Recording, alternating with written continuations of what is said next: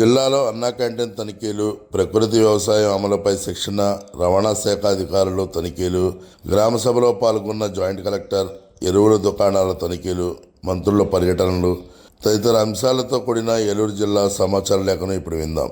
వ్యాఖ్యానం ఏలూరు జిల్లా ఆకాశవాణి ప్రతినిధి ఏవిఎస్ ప్రసాద్.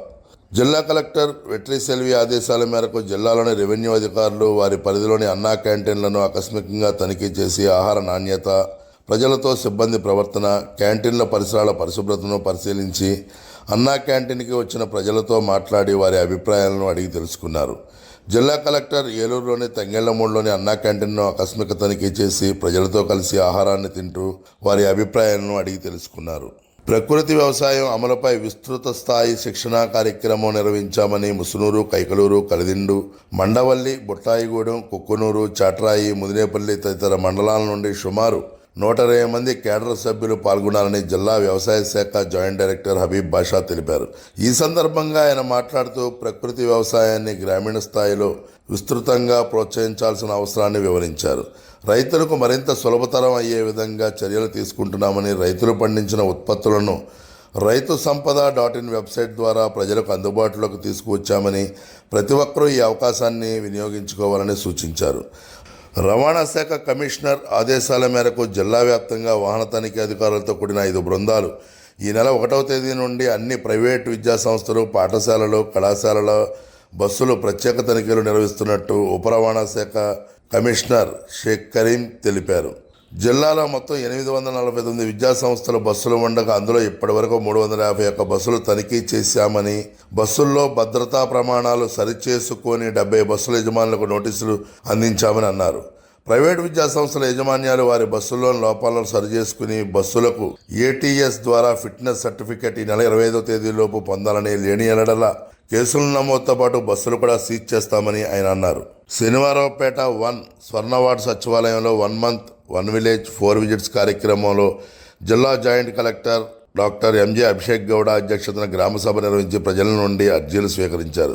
ఈ సందర్భంగా ఆయన మాట్లాడుతూ ప్రజలకు, రైతులకు రెవెన్యూ సమస్యలు క్షేత్రస్థాయిలోనే పరిష్కరించేందుకు రాష్ట్ర ప్రభుత్వం 1 మంత్ 1 విలేజ్ 4 విజిట్స్ అనే కార్యక్రమాన్ని ప్రతిష్టాత్మకంగా అమలు చేస్తోందని, ప్రతి ఒక్కరూ ఈ కార్యక్రమాన్ని సద్వినియోగం చేసుకోవాలని అన్నారు. ఢిల్లీకి చెందిన deputy director of fertilizers Ravindra యాదవ్తో కలిసి హైదరాబాద్ ఎక్స్టెన్షన్ ఎడ్యుకేషనల్ ఇన్స్టిట్యూట్కి చెందిన ప్రొఫెసర్ మధుశేఖర్, జిల్లా వ్యవసాయ అధికారి హబీబ్ బాషాతో జిల్లాలోని ఉంగుటూరు, భీమడోలు, దెందులూరు, చింతలపూడి మరియు ఏలూరు మండలాల్లో పర్యటించి ఎరువుల రిటైల్ డీలర్ల దుకాణాలు తనిఖీ చేశారు. ఈ సందర్భంగా రవీంద్ర యాదవ్ మాట్లాడుతూ ఏప్రిల్ 2026 నెలలో యూరియా మరియు DAP ఎరువుల అమ్మకాలు అధికంగా నమోదైన నేపథ్యంలో ఆ పెరుగుదలకు గల కారణాలను సమగ్రంగా పరిశీలించడం జరుగుతుందని అన్నారు. డీలర్ల వద్ద ఉన్న స్టాక్ వివరాలు, విక్రయ రికార్డులు, బిల్లులు, రైతుల సరఫరా విధానం వంటి అంశాలను పరిశీలించి సరైన మార్గదర్శకాలు అందించారు. పెద్దపాడు మండలం కల్లపర్రు ఓల్డ్ టోల్ ప్లాజా వద్ద 3.50 కోట్లతో రాష్ట్ర ప్రభుత్వం ఆమోదం పొందిన వాహన ఫిట్నెస్ కేంద్రం, ఆటోమేటిక్ హెడ్ టెస్టింగ్ స్టేషన్ను రాష్ట్ర రవాణా, యువజన, క్రీడల శాఖ మంత్రి మండిపల్లి ప్రసాద్ రెడ్డి, దెందులూరు ఎమ్మెల్యే పింతోనేని ప్రభాకర్తో కలిసి లాంఛనంగా ప్రారంభించారు. అనంతరం మంత్రి మాట్లాడుతూ వాహన ప్రమాదాలు జరగకుండా ప్రజలు సురక్షితమైన ప్రయాణాలు చేయడమే కూటమి ప్రభుత్వ లక్ష్యమని అన్నారు. వాహనాలు సాంకేతిక స్థితి, రోడ్డు భద్రతా ప్రమాణాలు మెరుగుపరిచే లక్ష్యంతో ఏర్పాటు చేసిన ఈ ఆటోమేటెడ్ టెస్టింగ్ స్టేషన్ ఆధునిక సాంకేతిక పరిజ్ఞానంతో పనిచేస్తుందని, లాభాపేక్ష లేకుండా APSRTC రవాణా శాఖ వినూత్నమైన మార్పులతో ప్రజలకు మేలు చేసే కార్యక్రమాలకు శ్రీకారం చుట్టామని అన్నారు.